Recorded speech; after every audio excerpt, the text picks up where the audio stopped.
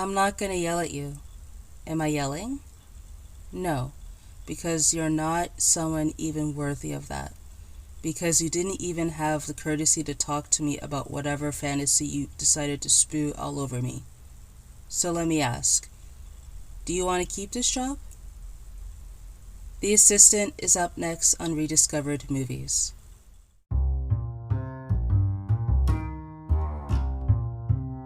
Hello, my name is Nomfanelo. I am your host of Rediscovered Movies, where overlooked movies, whether mainstream, independent, or somewhere in between, are discussed to be rediscovered for your viewing pleasure. Hello, welcome to Rediscovered Movies. I'm your host, Nomfanelo, and today I will be talking about The Assistant. The Assistant is a 2019 drama film that's written, directed, produced, and edited by Kitty Green. It stars Julia Garner as the titular assistant, whose name is Jane. So essentially the film is set in one day that focuses on Jane, who is an assistant to a powerful executive. And as she follows her daily routine, she grows increasingly aware of the insidious abuse that threatens every aspect of her position. So the film premiered at Telluride Film Festival, and it was released in theaters back in January 2020. It made $1.3 million during its theatrical run. In terms of reception, it has 92% critic score on Rotten Tomatoes, where they say in the consensus, led by a powerful performance from Julia Garner, The Assistant offers a withering critique of workplace harassment and systemic oppression. Audience gave it, however, 25%. The film is available to stream on Crave if you're in Canada, or Hulu if you're in US, or you could check on demand, so check your local listings. Now, first discoveries. I randomly found this movie on Crave during the height of the pandemic in 2020, after I was watching the first two seasons of Succession, which I do recommend you check that out if you haven't seen it yet. So there's a connection because the actor that plays the HR head, Matthew McFadden, he's also from that show. So I guess after I watched Succession, it recommended me to check out The Assistant. So when I first researched into this movie, it seemed to be marketed as a Me Too film because of its themes of, sexual harassment and the Harvey Weinstein connection in the film, which, yes, I do believe those themes are there, but I feel like it's more than that, which I'll explain later in the highlights and lowlights section. So I thought, first watch, oh, it's a solid movie, but it was a bit too slow paced, even though it has, I believe, 87 minutes, so an hour 27 minutes. So, but when I watched it on repeat viewings, I found I enjoyed it more. So yeah, I thought it was, it's a solid drama movie, but I could see why some of the audience would be turned off, which I'll explain later in the lowlights section. Okay, let's start with the highlights. What I admired about this movie is its authenticity in terms of the workplace environment. So we see Jane, she wakes up in the wee early hours just to be the first person to arrive at the office, and she's typically the last person to leave. So it shows that, like, even though, like, it's kind of like a low level type position, like, she's really dedicated to, like, her job.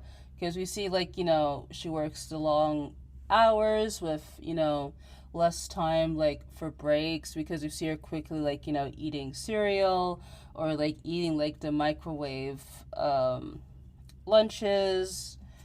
And yeah, like, it shows she's a dedicated, person, but on the flip side, like, it shows, like, how much of a social life she really doesn't have, apart from, talking to her parents on the phone.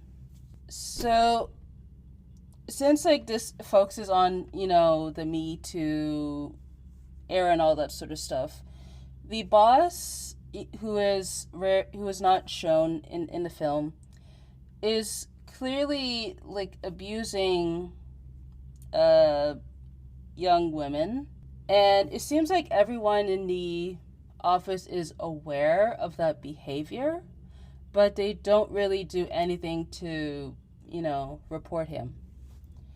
So I guess here, like, it makes you kind of wonder, like, you know like, are people too afraid to speak up? Because, would the boss fire them? Like, should they, go with that decision? Or do they just don't care? I mean, it could be either or. That's really up to the audience to decide.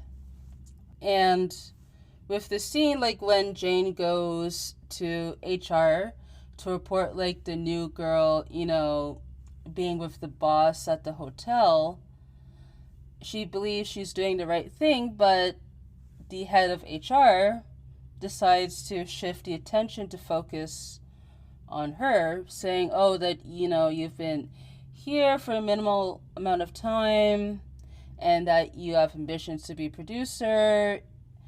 So you see, like, everyone kind of tries to, like, belittle her because of her, like, position. I mean, I don't think it's necessarily because, she's, like, a female. Like, maybe that could be true. Again, that's up for interpretation. But, like, it shows that how, because, like, it's kind of like a small environment, news travels fast. And yeah, we see that, she, gets belittled by her coworkers, particularly the two male assistants that she works with. So really, like, with all of this stuff happening, it makes her question, and I'm sure it makes us, the audience, question, is the job worth it? Because we see, like, yes, she wants to be a producer. That's why, I guess, because I see some people, they would start, like, from, like, assistant type jobs and then work their way up. So I just want to say that it, like, everyone has different paths for success. So just because, someone would work with assistant type position and then climb their way up, does not necessarily mean, like, it's for everyone. So I just want to make that point clear.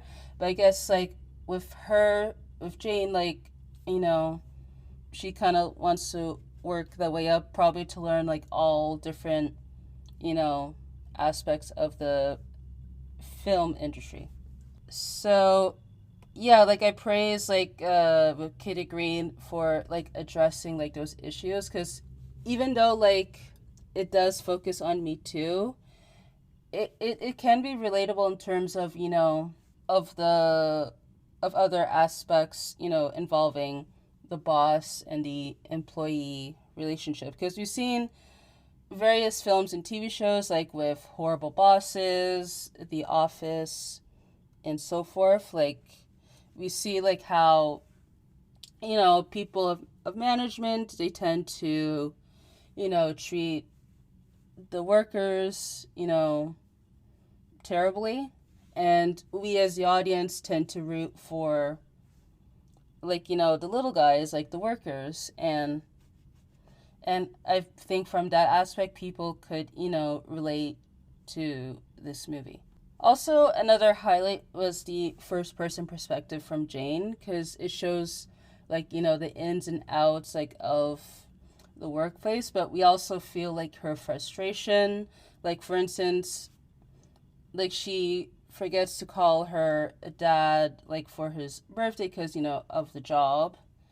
And also to how she's treated at work, like, from the coworkers that I've mentioned. Like, there's a scene where, like, the boss's wife calls, like, the office to demand, where he is and all that stuff.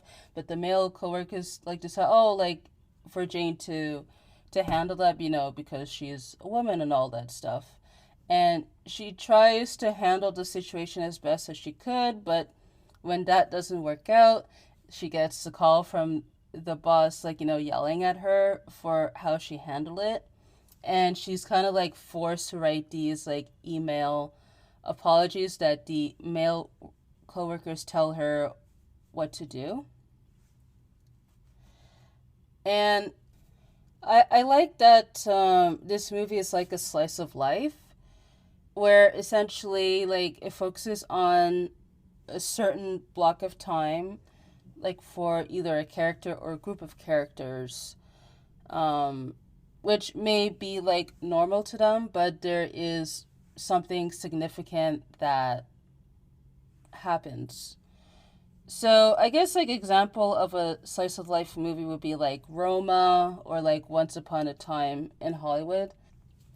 And yeah, I just, like, admired I guess that whole setup, like, to show, like, how things go down in that environment. And also, what's noted is that the boss does not appear on screen. We only hear, like, his voice off camera, whether it's on the phone or in the office. I guess, really, like, because of the Me Too themes, he, in a way, kind of represents, like, the Harvey sort of Weinstein type. Or, like, if you look outside of it, could represent, the boss that is, very abusive or aggressive towards employees. So for me personally, I didn't really had, like, any, like lowlights about this movie, but I do want to mention that the pacing could turn off some people, even though, like, it has a short runtime. I think what mainly contributes to that is the lack of score or, like, the background music, because really, like, the only times we hear that is, like, the beginning and the ending. So, like, I respect the choice that the director, like, made with that, but I could see, at least, like, for a mainstream audience, would be turned off that way. And I would say also too that the movie is more, like, character driven than, like, plot driven. So, like, similar to, like, with Roma and, like, Once Upon a Time in Hollywood, it really, like, the film hangs out, like, with the group of characters. In this case, the movie, like, focuses on Jane. So I could, yeah, see. So I guess, like, if you like more of those movies, then this is for you. But if not, then I don't know, because this movie is more, like, of a make it or break it in terms of, like, the choices they do in terms of storytelling and so forth. There's not too many fun facts about this movie, but what is noted is the cameos. So first we have cameo from Patrick Wilson, who I guess plays himself, where he's in the elevator with Jane, and also to the cameo from the Succession actors. So, of course, we have Matthew McFadden as the HR head, but we also have Dagmara Dominique. She plays Ellen, one of the, I guess, co-workers, and Julia Canfield, who plays Sasha, who is the boss's children's nanny. And this movie was shot in 18 days, which is incredible. Now, lastly, I end with this question. Should this movie be rediscovered? I say yes. Because I would say Julia Garner, she gives an amazing performance. I'm not really too familiar with her work, apart that she is from Ozark, but yeah, she delivered in this movie. And it's also too, I like how it's a character-driven piece, because really with the setup of the film, it kind of reminds you of a play. So maybe in the future, this could be adopted, for the stage. Also liked, too, the ambiguity in terms of, the boss, not being on screen. And also, too, with the ending. Because we see, that Jane, she is upset because of how, her boss and the co-workers treat her. And, also, too, with her relationship with her father, with her forgetting, his birthday because of work. So I guess really as an audience, you kind of just wonder why doesn't she leave? Why doesn't she quit? But I mean, we see clearly she's torn because she wants to progress her career as a producer, and she feels this way is the right path to go for. But at the same time, it kind of questions with the morals because of what goes down in the workplace. I don't know, I feel for me, if I were to guess what happens with her after the ending, I feel maybe she would stick around, maybe for quite some time, then eventually she'll leave. But I feel that she should have just left and just start from the bottom up. And also too, why this movie should be rediscovered is its relatable themes in terms of equality in the workplace, because we see now more awareness is bringing up in the public in terms of how workers are treated. For me, it kind of brought up with the IATSE strike. So that's the film crew strike. So essentially with that situation, there's various situations how essentially the workers, they're kind of belittled by either producers, directors, higher ups, or with notable actors and so forth. And also too with the pay, and them working long hours and so forth. So yeah, it's one of those workplace movies of this one, where essentially you want to root for the little guy. In this case, it's our titular assistant.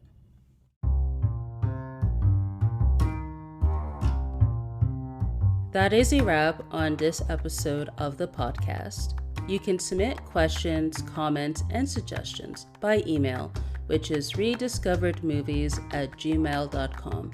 Those will be read along with a recap of the season, which will air after the season finale. You can also follow the podcast on Twitter and Instagram at RDMoviesPod for updates. Thank you so much for listening.